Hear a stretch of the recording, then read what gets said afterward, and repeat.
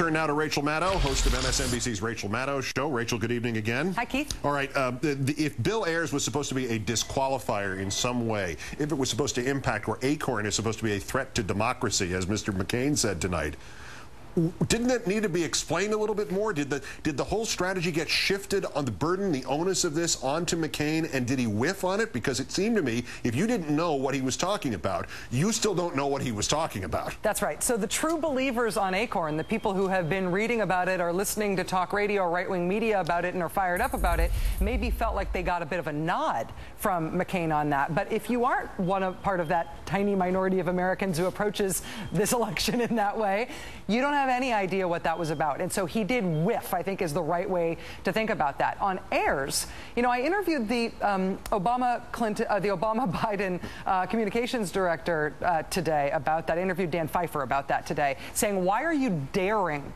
John McCain to bring up William Ayers? Why are you essentially goading him into bringing it up?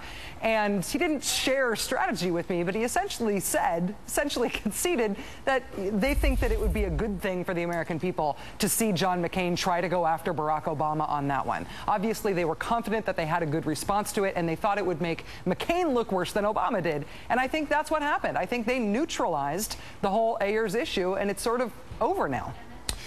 Did Obama in this debate let McCain off the hook on a couple of occasions? McCain told the exaggeration of JFK and Goldwater and the town hall agreement, which never happened. They did not agree to it. Goldwater said, I think he would have agreed to it. That was as close as they ever got. They may have discussed it. There's no indication of that. He misrepresented what Obama had signed on public financing. He had said he refuted every Republican attack on Obama, which is laughable or dangerously uninformed on that subject.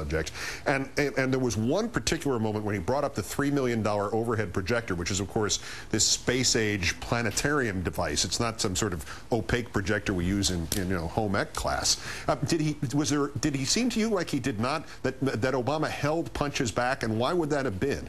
I think that he has to make the calculation, and you have to make it on your feet. You have to make it in quick terms, whether or not you're going to score more points by having corrected the record, by having pointed out the mistakes made in the allegation, whether you're going to score more points by doing that than you are going to lose by looking like you are essentially nitpicking the accusations against you. If you want to take on the planetarium thing, for example, you end up talking about the dumb planetarium argument for the length of time it takes you to correct the record on that. So he makes those calculations point by point, and I don't necessarily think that he made bad strategic choices on those ones that you just suggested. I do bristle every time that Obama gives John McCain a compliment on the torture issue, because McCain says that waterboarding is torture. McCain also voted to allow the CIA to do it. Calling that a bold stance against torture, I think, gives McCain a lot of credit that he really doesn't deserve.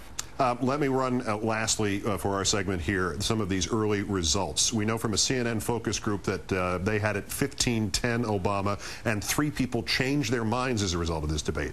A Fox focus group, 4 people moved towards Obama, and they described it, they wouldn't release a number, they just said it was a clear majority were in favor of Obama having won this. We saw the initial CNN snap poll was just debate watchers, 58-31 Obama, and always the most interesting one here, the CBS uncommitted numbers, 53 Obama, 24 time, McCain 22.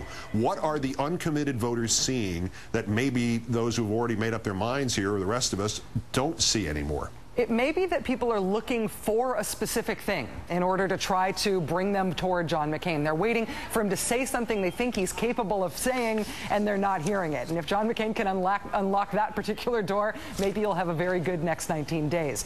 But honestly, my gut feeling about those is that people don't like his temperament, and people don't like him gritting his teeth, grinding his teeth down to sawdust at this point. They don't like him sneering and rolling his eyes and looking mad. And frankly, John McCain looks like he doesn't want Barack Obama to be president more than he looks like he himself wants to be president. And I don't think that creates a good impression. That's just my gut impression of what undecideds may be thinking at this point, but that's what it seems like to me. It was a little troubling to see McCain not look at Obama in the first 2 debates. I think we just found out it was more disturbing to see him look at Obama during this debate. Rachel, we'll check back with you later in the hour. Pat Buchanan, your faithful sidekick and fake uncle, will be there with you. Thank you. Thank you, Keith.